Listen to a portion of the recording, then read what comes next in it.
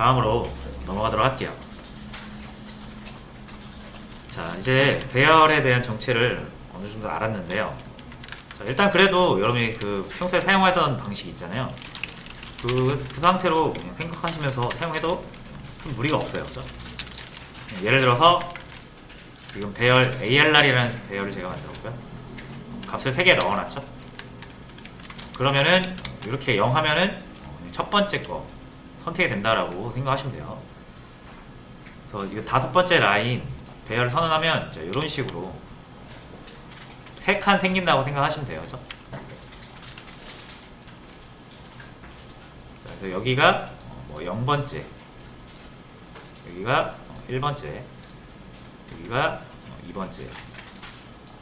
이렇게 생각하시면 되고요. 그래서 ARR의 0번째, 요거 전체가 ARR인 거죠. 이 배열. 자, ARR의 0번째 하면 이제 요거 선택하는 거예요. 녹색이 선택이 되는 거예요. 여기에 10, 20, 30 이렇게 저장이 돼 있다 라고 했을 때 딱 요만큼 선택하는 거고, 여기 1이라고 하면 요거 선택하는 거고, 그죠? 자, 그럼 얘네들도 다 여기 주소가 있겠죠. 주소가 없는 공간은 없으니까. 자, 여기에서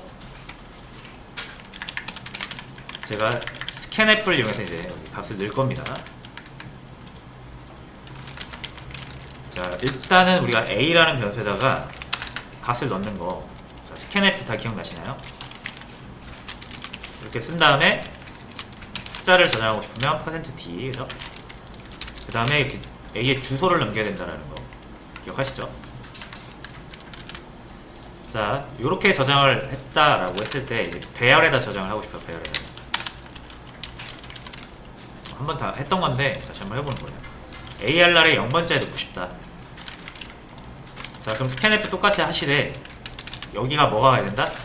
ARR에 0번째에 넣고 싶은 거잖아요. 여기 녹색에 넣고 싶은 거잖아요. 그죠?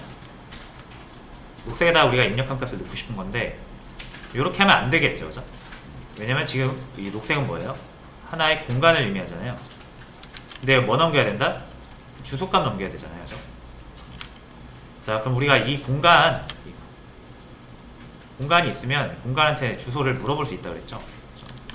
공간이기만 하면 우리가 주소 물어볼 수 있다고 그랬어요. 그러니까 주소 연산을 해낼 수 있다고 그랬어요. 앰퍼센트를 붙이면 된다고 그랬고요. 그렇죠? 그래서 지금 이 공간, 녹색 공간의 주소를 알고 싶으면 이 공간 앞에다 뭐 붙이면 된다?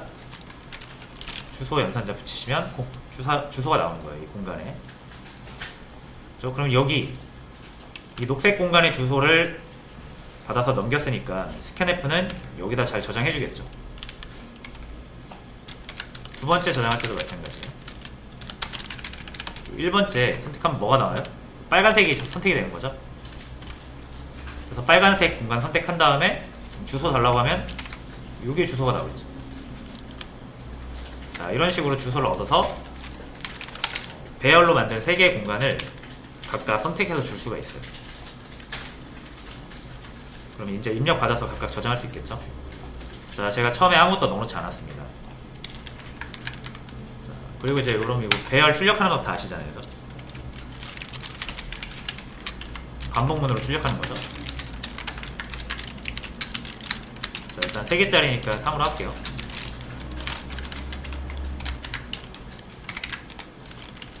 그래서 %d 이렇게 해서 출력을 할 수가 있다. 자, 그럼 이상한 값 들어가 있죠? 값을 넣지 않았기 때문에 이렇게 공간 3개를 마련해 놓고 값을 넣지 않았기 때문에 여기에 랜덤한 값이, 의미 없는 쓰레기 값이 들어가는 거예요. 자, 근데 이제 우리가 여기 채울 거죠. 스캔F를 통해서 입력 3번 해서 각각 여기 채울 겁니다. 다시요. 채우고 난 다음에 다시 한번 또 출력을 해봐야겠죠. 잘 들어갔는지 보려면. 자, 이 상태에서 해볼게요. 이 상태로 들어가 있는 상태에서 10, 20, 30 저장이 잘 되죠. 이렇게 저장하시는 거예요. 배열에다가 스캔F를 통해서 입력값을 저장하실 땐 주의하셔야 되는 게 이게 주소값을 넘겨야 된다. 왜냐면 우리가 배열에 요소를 인덱스로 정하면 그 공간이 나오기 때문에 반드시 주소를 넘겨야 되는 스캔앱 관태는 주소 연산자로 다시 주소를 만들어서 넘겨야 돼요. 자, 일단 여기까지는 아시겠죠? 자, 근데 이제 배열의 정체 아시죠? 그럼 이거를 이렇게 대괄호로 직접 하지 마시고 포인터를 이용해서 받아보시라는 거예요. 자, 이 부분은 이거를 우리가 대괄호 문법, 배열 문법이라고 보통 표현을 해요. 대괄호 이용하는 거죠. 우리가 익히 이전부터 사용했던 방식이고, 자, 이 방식으로 하는 거 이제 알겠다 이거예요. 이번에는 포인터 문법으로, 왜냐면 배열과 포인터는 거의 동일한 거니까 포인터 문법으로 어떻게 나오게 하면 된다? 10, 20, 30이 나오게 해주면 돼요. 입력을 해서. 문제 이해되셨나요? 10, 20, 30 입력을 하면 10, 20, 30이 나와야 돼요. 근데 이렇게 하지 마시고 포인터를 이용해서 해보라 이거죠. 네, 자, 그래서 한번 같이 살펴보고 마무리하면 될 것 같습니다. 자, 일단 아까 배열 문법을 사용했을 때 버전을 다시 한번 볼게요. 자, 기존에 이제 이게 굉장히 직관적이란 말이에요, 그죠? ARR이라는 3개짜리 배열이 있고 그 중에 첫 번째, 두 번째, 세 번째잖아요, 그죠? 그럼 머릿속으로 그리기도 쉬운 게 딱 이 정도로 그려지잖아요, 그죠? 자, 이 ARR이 0번째는 딱 이 녹색 부분을 의미하고요. 1번째는 빨간 부분, 2번째는 파란 부분을 의미하겠죠, 그죠? 각각 3개의 공간을 가리키는 거죠. 자, 그리고 여기에 앰퍼센트를 붙인다라는 거는 뭘 구하겠다는 얘기예요? 여기의 주소값, 여기를 가정하겠습니다. 0x 10. 이 0번째 주소는 0x 10이라고 가정할게요. 자, 그럼 여기는 뭐예요? 0x 14겠죠. 인트가 나열되어 있으니까. 여기는 0x 18. 자, 이 주소값들을 우리가 얻어내야 여기다 넘기는 거잖아요, 스캔앱한테. 그죠? 자, 그래서 여기에 대한 주소값이 필요하면 요만큼이 이 녹색 공간 자체를 의미하기 때문에 얘한테 물어봐야 되잖아요. 너 주소가 뭐니? 하면서. 그죠? 그때 붙이는 게 이 주소 연산자라 그랬죠? 자, 그래서 이렇게 붙여주는 거였어요. 그럼 각각 우리가 요거 얻을 수 있는 거예요. 그래서 요 3개가 각각 요거라고 보시면 돼요. 그죠? 그래서 이거는 방식이 어떤 방식이에요? 공간 하나 찾아가지고 그 공간한테 주소를 물어봐서 얻는 방식이었죠. 그렇죠? 자, 근데 우리가 어떤 방식으로도 얻을 수 있다. 주소는 기준 주소가 있으면 여기다 연산을 통해서 새로운 주소 얻어낼 수 있다 그랬잖아요. 그렇죠? 자, 그게 이제 포인터 연산이라는 거고, 포인터 문법이라는 건 그 연산을 통해서 새로운 포인터를 얻어내자, 그런 방식을 얘기하는 겁니다. 자, 똑같이 해볼게요. 자, 여기서 이거를 포인터로 바꾸려면 이거 구하면 되거든요. 이거. 근데 이거 어디에 있습니까? 이거 우리가 제가 계속 강조드리는 배열 이름 있죠? ARR. 얘가 이거예요. 제가 시작 주소값이라고 그랬잖아요. ARR이. 이 주소값은 우리가 배열 이름으로 언제든지 얻어낼 수 있어요. 자, 그럼 ARR이라고 그랬잖아요. 자, ARR. 다시. 요거랑 정확히 똑같은 게 뭐다?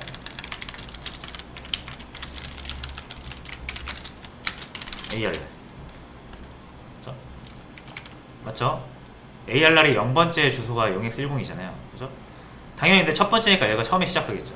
시작 주소가 되겠죠. 배열로 봤을 때도.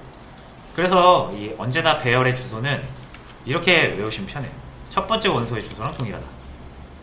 그렇죠? 첫 번째 원소의 주소랑 배열의 시작이랑 무조건 같을 수밖에 없죠. 구조적으로. 그래서 제가 계속 강조드려요. 계속. ARR은 배열 이름이라고 불리고 값은 뭐다? 주소값이다. 시작 주소값이다. 또는 첫 번째 원소의 주소값이다. 이렇게 외우시면 돼요. 까먹으시면 안 돼요. 제일 중요한 거거든요. 배열을 할 때. 모든 게 다 여기서 시작한다고 보시면 되고, 이 개념이 나중에 뭐 동적 할당이라든지 이런 데서도 계속 쓰이기 때문에 제가 계속 강조를 드릴게요. 자, 그럼 이거 대신 뭐 써도 된다는 얘기예요? 이거 써도 된다는 얘기죠. 같은 거니까. 그렇죠? 자, 그리고 이 스캔F를 할 때 여기에다 무조건 이걸 앰퍼센트를 붙이는 건 아닙니다. 그렇죠? 기존에 앰퍼센트를 붙이는 이유는 우리가 공간밖에 모를 때, 주소값을 모를 때 주소를 물어봐야 되니까 붙이는 거고, 주소를 알면 이거 굳이 붙일 필요 없죠. 이미 주소를 알고 있는데. 그러니까 요거를 잘 구별하셔야 돼요. 내가 지금 공간밖에 모른다. 예를 들어서 int a, 요 a 이렇게 하면 이거 공간을 가리키는 거죠. 주소값 아니죠. 이렇게 특정한 위치를 딱 정해주면 그 공간이 나오죠. 배열도 주소값 아니죠. 그러니까 내가 공간만 알고 있을 때 이렇게 붙여서 주소값을 얻어내는 거고요. 스캔F라고 해서 무조건 앰퍼센트가 들어가는 것은 아니다. 그렇죠? 요거 ARR 같은 거는 주소값이잖아요. 그죠? 그러니까 이걸 붙일 필요가 없는 거예요. 이 자체로 주소값이니까. 자, 그리고 요건 또 어떻게 바뀔 수 있다? 이건 또 뭐랑 같습니까? ARR에다가 플러스 0 하면 똑같잖아요. 이거나 이거나 똑같은 거죠. 그죠? 0을 더하면 아무 일도 안 일어나니까. 그래서 저는 처음에는 이렇게 하시는 걸 좀 권장을 드려요. 그러면 좀 규칙이 더 잘 보여서. 자, 그래서 ARR 플러스 0이 어디다? 요겁니다. 요거.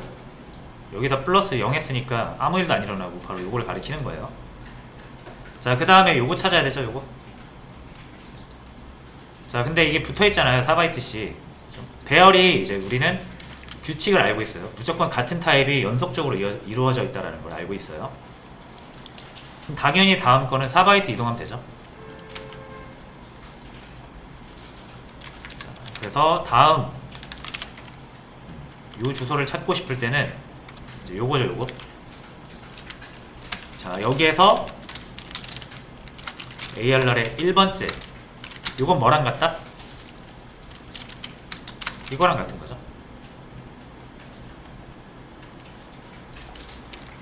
ARR이 요 시작 주소고요. 그렇죠? 요거예요. 요 0x10. 거기다가 플러스 1 하면 어떻게 된다? 한 번 이동하겠죠. 플러스 방향 이쪽으로. 자, 그리고 이 ARR이라는 거 인트형 배열이잖아요. 그죠? 그죠? 그러면은 요 배열 이름이 갖는 이 주소값 있죠? 값은 주소값이라고 그랬잖아요. 타입은 뭐겠습니까? 배열의 타입으로 따라가요. 인트 배열이면은 이 ARR은 인트형 포인터고요.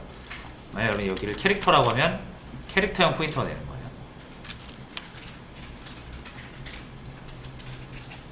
자, 그럼 이제 요거 플러스 1하면은 4바이트 이동해서 요거를 찾을 수 있는 거죠. 여기 이렇게 써도 된다는 얘기. 자, 그럼 세 번째. 이제 요거는 딱 패턴 나왔죠, 이제.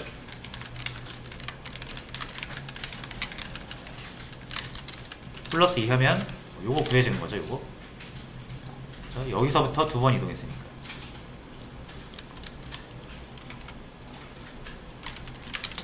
자, 그래서 이런 식으로 이게 처음에는 좀 익숙하지 않으실 거예요. 자, 근데 막 배열 문제가 나오면 무조건 배열로도 풀어보고 포인터로도 풀어보고 이거를 몇 번만 해보시면 금방 적응이 되실 거예요. 그리고 적응을 하셔야 됩니다. 그래야 우리가 배열을 가지고 막 함수에도 보내고 나중에 뭐 동적 할당 같은 거 쓸 때도 편하게 쓸 수가 있어요. 자, 해서 되는지 한번 볼까요?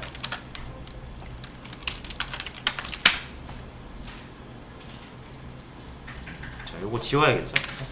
다시. 그래서 잘 저장이 되는 거 보실 수가 있어요. 자, 이렇게 저장을 했지만 가져올 때 역시 배열 문법을 이용해서 가져올 수도 있고요. 이거 어떻게 해도 가져올 수 있습니까? 역시 배열 문법 안 쓰고 요거 주소에다 저장해 놨잖아요. 이거 잠깐만 지울게요. 자, 하나씩 먼저 볼게요. 자, 여기에다 저장해 놨잖아요. 그죠? 근데 이 주소가 뭐라 그랬습니까? 요거잖아요. 그죠? 그렇다라는 건 주소를 얻어내서 얘를 찾아가도 똑같다는 얘기죠.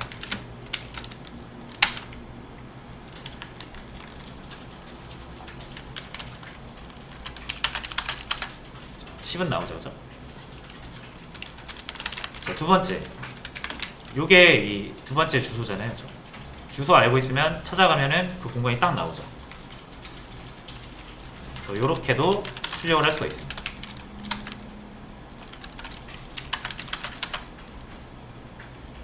그쵸? 그리고 여기도 012가 반복되잖아요. 수열이 나오잖아요. 그래서 이것도 반복문으로 만들 수 있다.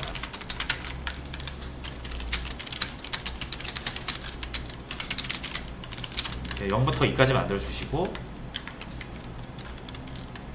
여기를 i로 해주면 돼요.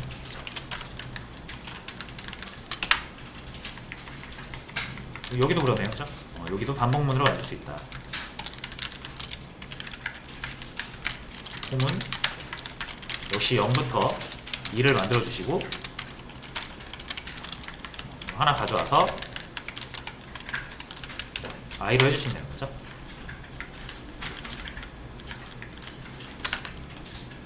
그래서 실행 해보겠습니다.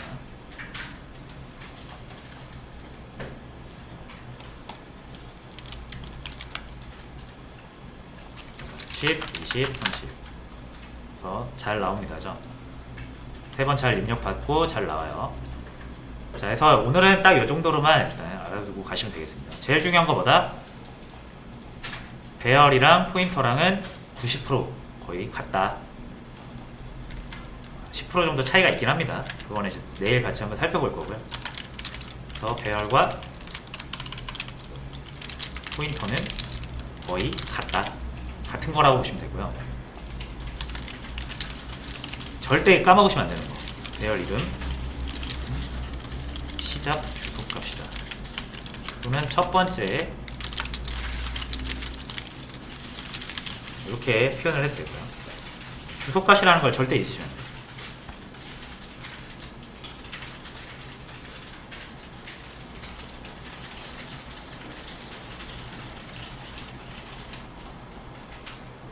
그래서 제가 두 번째 포인터 사용 이유를 뭐라고 말씀을 드렸었냐면 연속된 메모리 참조를 하기 위해서 필요하다라고 되어 있었어요. 그죠?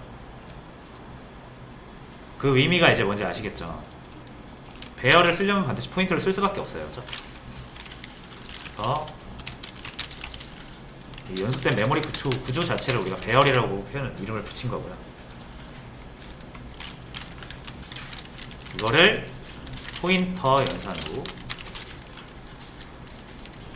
사용한다라고 보시면 돼요. 포인터를 모르면 배열을 제대로 사용할 수가 없다라는 거죠.